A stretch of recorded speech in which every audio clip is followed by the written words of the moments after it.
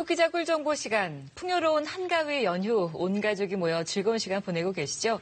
기름진 명절 음식에 움직임 없이 있다 보니 연휴 내내 속이 더부룩하다 하시는 분들도 계실 텐데요. 네, 이럴 때는 선선한 바람 맞으면서 가족들과 산책을 하면 참 좋을 텐데. 김기은 기자, 오늘 걷기에 대한 좋은 정보 알려주신다고요? 네. 두 분은 하루에 몇 보 정도 걸으세요? 기본 7, 8천 보? 많이 걸으면 10,000보 이상 걷기도 하고요. 저도 1시간 정도는 뛰거나 걷거나 하거든요. 네, 두 분 다 아주 훌륭한데요. 네. 저도 집이 먼 데다 대중교통을 이용하니까 하루에 10,000보 정도는 걷게 되는데요. 이렇게 요즘 걷는 분들이 주위에 참 많습니다. 날도 너무 좋아서 이제 꼭 나가야만 할 것 같은데요. 그런데 어떤 기준으로 신발을 고르고 어떻게 걷는지를 물어보면 의외로 대답이 단순했습니다. 그래서 준비했는데요. 내 발 건강을 좌우하는 신발 제대로 고르는 법에서 내 걸음걸이 보정법까지 지금부터 공개합니다. 바람도 선선한 이맘때 운동 삼아 산책 삼아 동네 한 바퀴 걸어볼까 하는 분들 많으시죠? 사람들만큼 걷는 모습도 천차만별입니다. 신발도 마찬가지인데요. 모양과 디자인 개성 넘치는데요. 걸을 땐 어떤 신발을 선택하나요? 신발을 고를 때 발이 편한 게 제일 중요하다고 생각을 해서 조금 너무 낮은 신발보다는 굽이 있는 신발을 조금 선호하는 편입니다. 올바르게 걷기 위해선 신발과 자세가 매우 중요합니다. 그래야 운동 효과도 볼 수 있고 건강도 지킬 수 있는데요. 더욱 안전하고 건강하게 걷는 방법 알아봅니다. 먼저 걷기에 필수인 신발입니다. 신발의 종류에 따라 우리 발에 미치는 영향을 실험해 보기로 했는데요. 여성분들이 많이 신는 신발이죠. 구두와 밑이 평평한 플랫슈즈, 그리고 일반적인 워킹화입니다. 우선 구두부터 신어볼까요? 걷는 모습만 보면 일반적인 걷기와 크게 다를 것 없어 보입니다. 과연 우리 발은 어떨까요? 걸을 때마다 발에 가해지는 압력을 이미지화한 겁니다. 발 앞쪽이 빨간색을 띠죠. 그 부분이 과도하게 압력을 받고 있다는 겁니다. 때문에 낮은 굽이라도 구두를 신고 걸으면 발가락 손상의 원인이 될 수 있는데요. 이번엔 밑이 평평한 플랫 슈즈를 신어봅니다. 구두를 신었을 때보다는 한결 편해 보이는 걸음걸이인데요. 결과도 그럴까요? 예상외로 발 뒤꿈치에 빨간 부분 압력이 가해지는 게 보입니다. 편편하다 보니까 이제 충격을 흡수하는 기능이 현저하게 떨어지게 됩니다. 그러한 원인으로 족저근막염과 같은 발바닥의 염증을 유발하는 원인이 되기도 합니다. 그렇다면 걸을 때 신는 운동화인 워킹화를 신었을 때는 어떨까요? 좀 더 편안하고 걸음걸이가 씩씩해 보이죠? 구두와 플랫 슈즈를 비교해 신었을 때 어떤 느낌일까요? 쿠션감이 있어서 훨씬 더 가볍고 안정적이게 걸을 수 있는 것 같습니다. 발에 가해지는 압력은 어떨지 살펴봅니다. 한눈에 봐도 빨간색이 거의 없는데요. 발 전체적으로 압력이 고르게 분산됐다는 겁니다.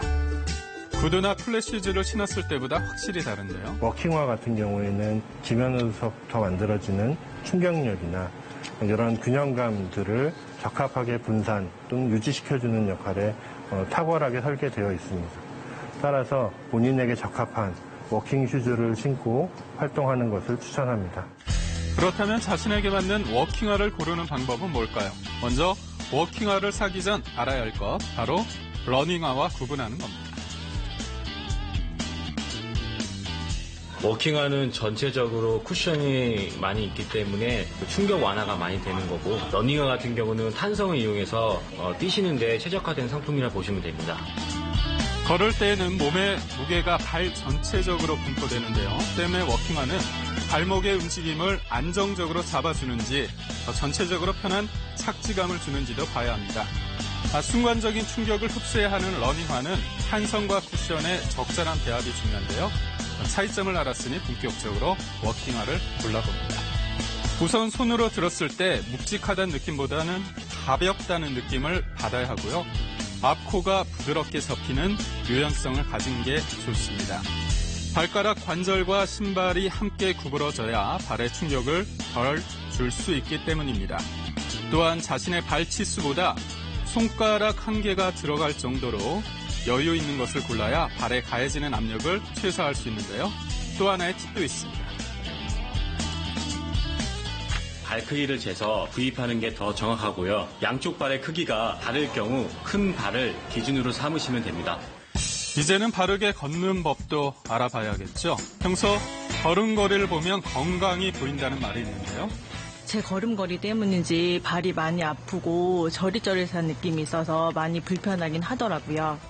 신발 밑창을 살펴보니 바깥쪽이 많이 닳아 있습니다. 잘못된 걸음걸이로 신체 균형이 맞지 않아 몸무게가 골고루 분포되지 못했다는 겁니다. 안짱걸음이나 팔자걸음을 걷게 되면 발목, 무릎, 고관절에서 하중이 편중되게 돼서 바르게 11자로 걷는 것이 관절 건강을 지키는 데 큰 도움이 될 수가 있겠습니다. 발과 관절 건강 지키기 위해 제대로 걷는 방법 전문가를 통해 알아보는데요. 복숭아뼈와 골반, 귀와 어깨가 일직선이 되게 하신 상태에서 시선은 전방 15m 정도 앞에 두신 채 배에 힘을 주고 등을 곧게 핀 다음에 걷는 것이 좋습니다. 그리고 마지막으로 두 발은 11자를 유지해서 다리가 휘지 않도록 하는 것이 제일 중요합니다. 보폭은 자신의 키에서 100cm를 뺀 정도가 적당하고요. 속도는 성인의 평균 걷기 속도인 시속 4km보다 조금 빠른 5에서 6km를 유지하면 운동 효과를 좀 더 볼 수 있습니다. 자신의 걸음 습관을 알고 싶다면 어플리케이션과 연동이 가능한 워킹화를 활용하는 방법도 있는데요. 얼핏 보기에는 일반 워킹화 같지만 신발에 동그란 칩이 달려 있습니다. 이 칩이 평소에 걷는 걸음을 인식해 알려주는데요. 보폭과 발의 각도 그리고 걸음 횟수 등 다양한 정보를 파악할 수 있어 걸음걸이 교정에 도움이 됩니다. 제 걸음걸이도 교정을 받았고 또 이렇게 좋은 어플리케이션을 알게 되었으니까 앞으로 더 많이 걸어 다니고 싶어요. 자신에게 잘 맞는 신발 신고 바르게 걷는 법 익혀 더 즐겁고 건강하게 제대로 걸어보는 건 어떨까요?